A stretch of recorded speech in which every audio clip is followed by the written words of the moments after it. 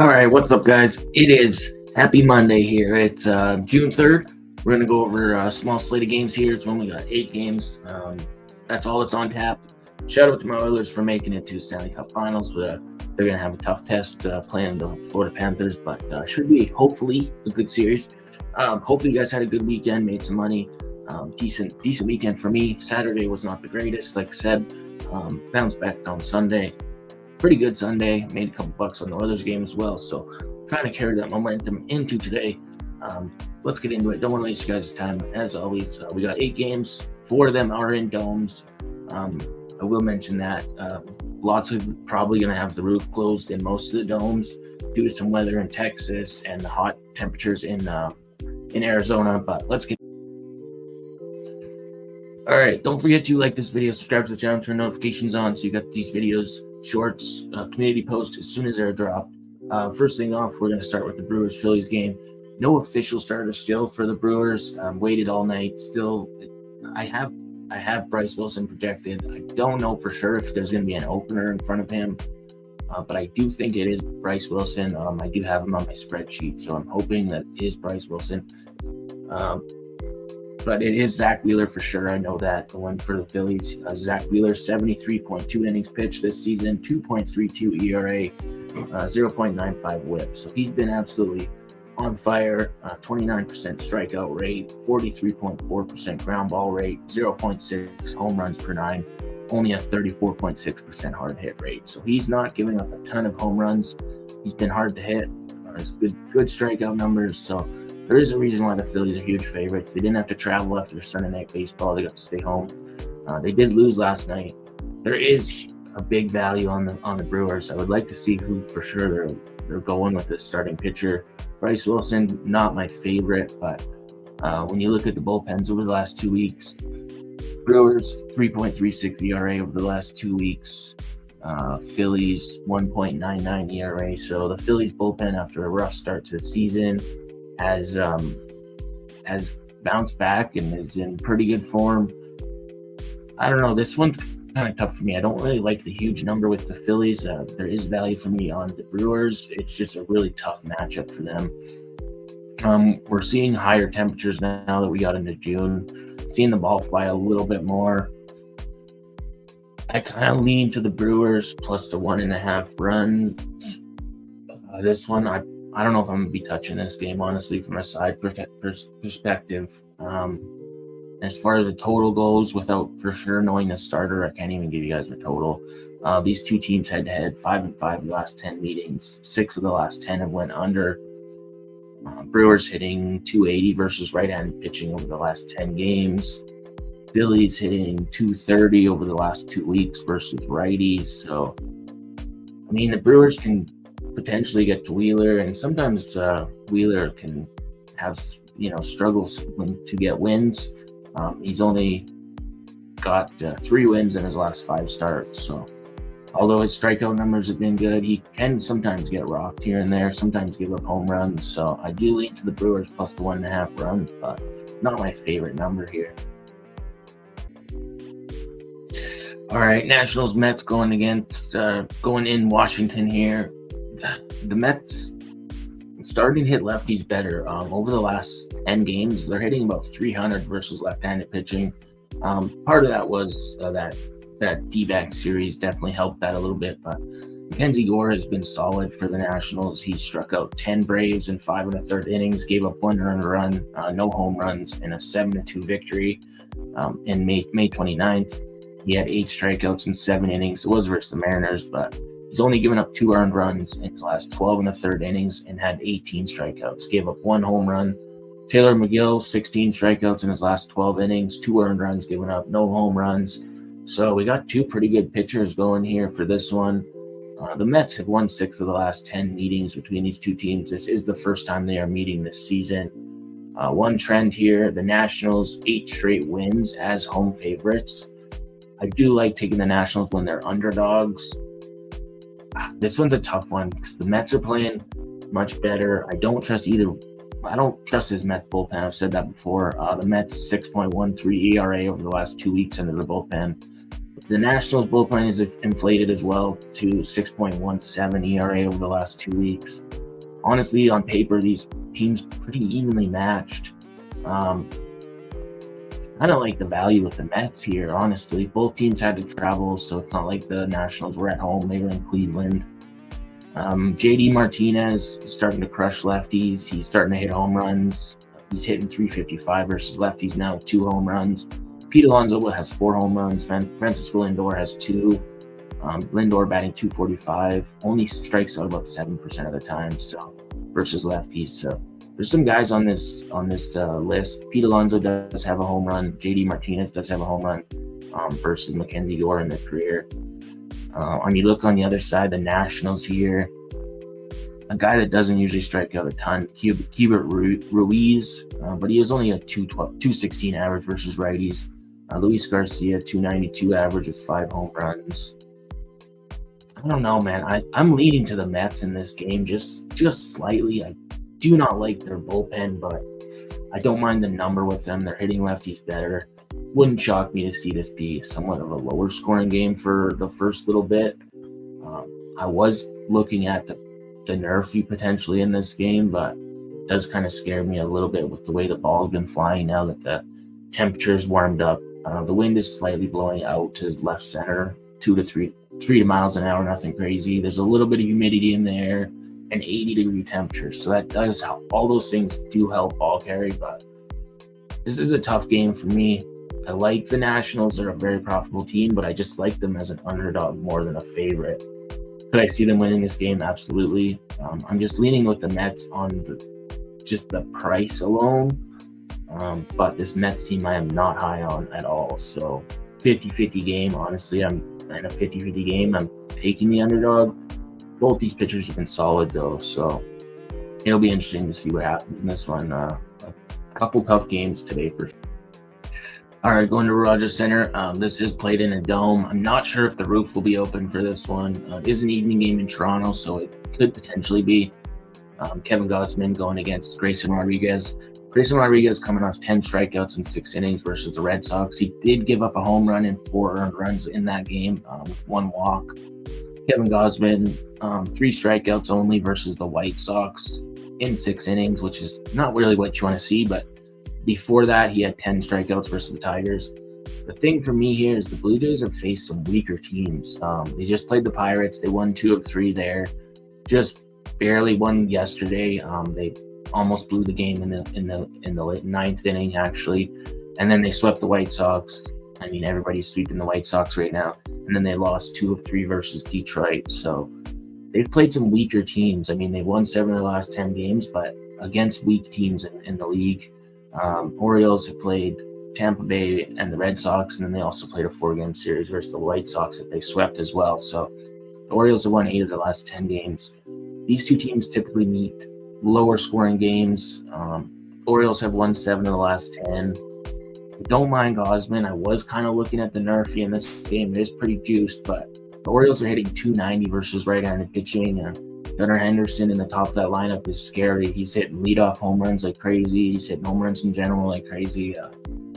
It's kind of scary. The Blue Jays are hitting about 247 versus righties over the last 10 days, but the last 10 games. But man, I still don't trust this Blue Jays bullpen that much. I mean, Baltimore had to travel, but it wasn't like it was a crazy distance or nothing. You're getting Orioles at slight favorites.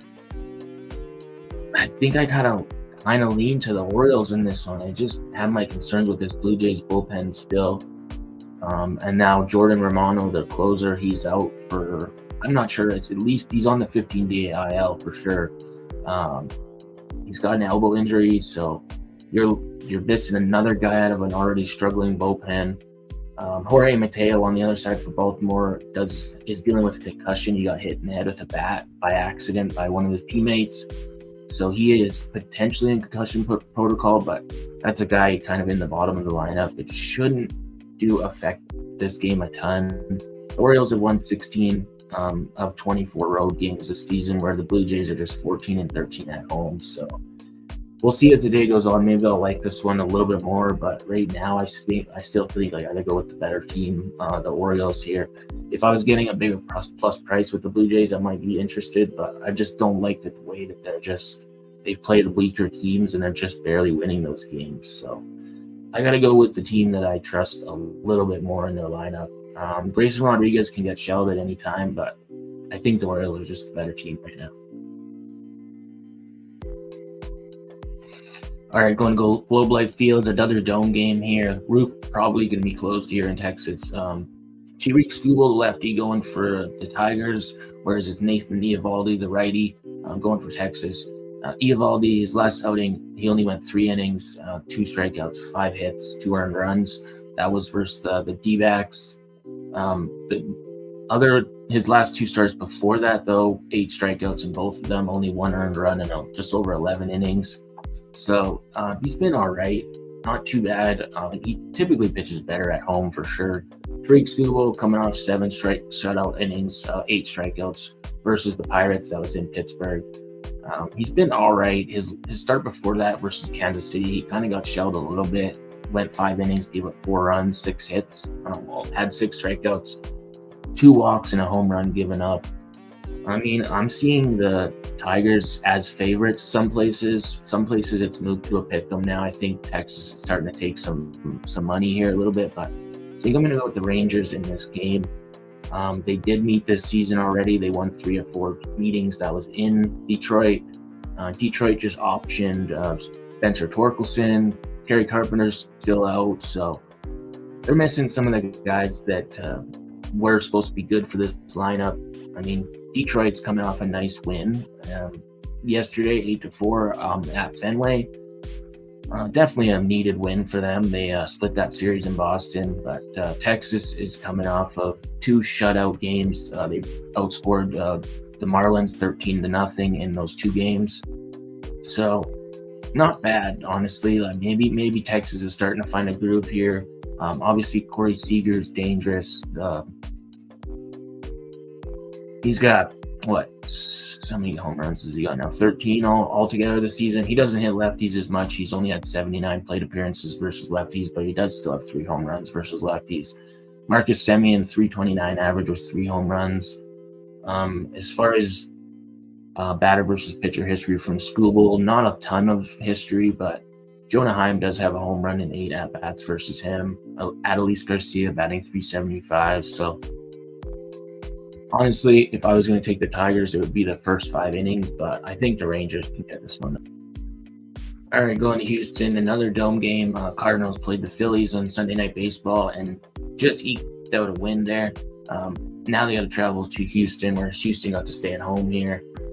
This is a tough spot, in my opinion, for St. Louis, who is now without Lars Nootbaar, who has an injury, some sort of back injury, I think it was, or something, upper body somewhere.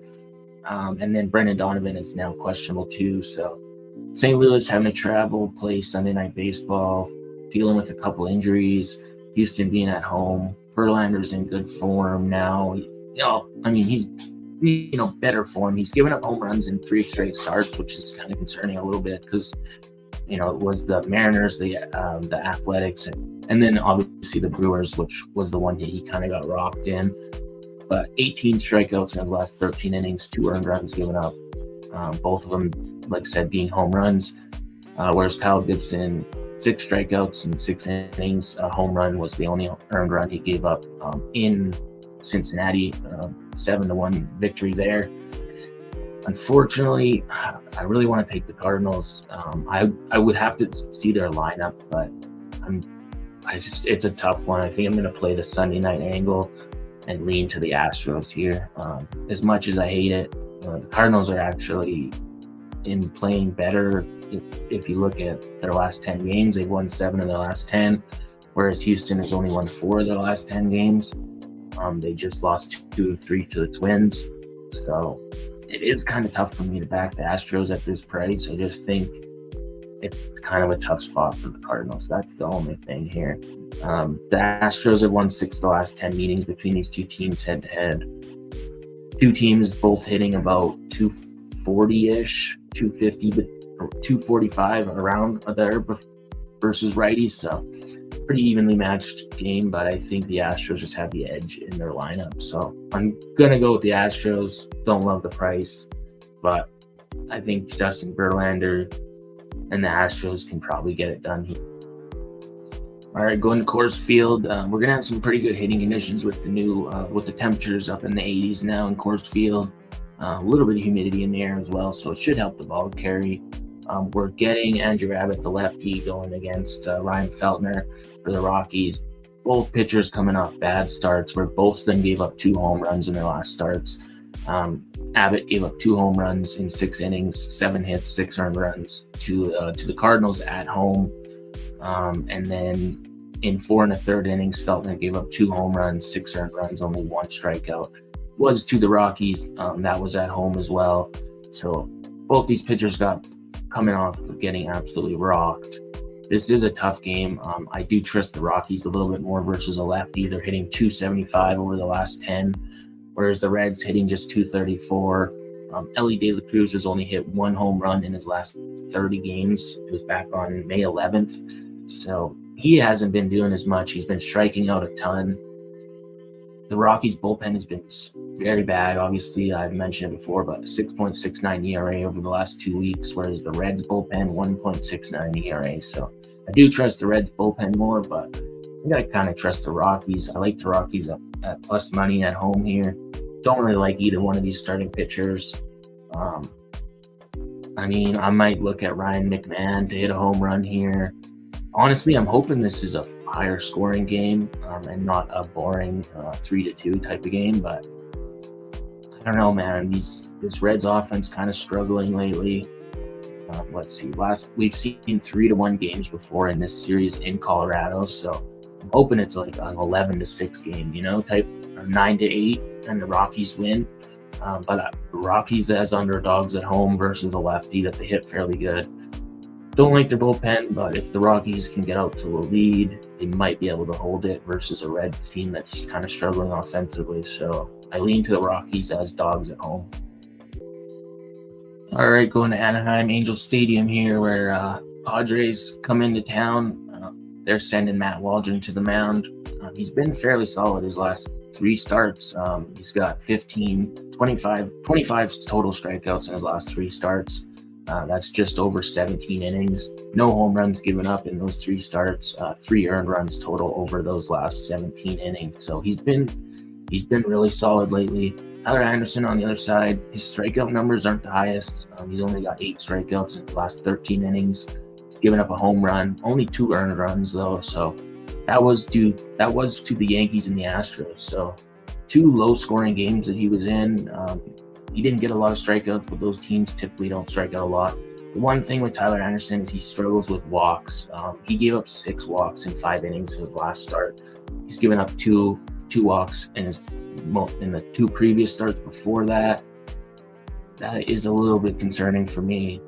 The Angels are only hitting 169 versus righties over the last 10 games, whereas the Padres hitting 281 versus lefties. So Padres at slight favorites, -130. I think I got to take it. It might be a trap, but I'm not getting enough plus money on an Angels team that is 7-21 at home, whereas the Padres are 19-11 on the road. So you're giving me the Padres. Yeah, they had to travel from Cincinnati or Kansas City, but you're giving me the Padres at -125, -130-ish, maybe -135. I gotta take the Padres here.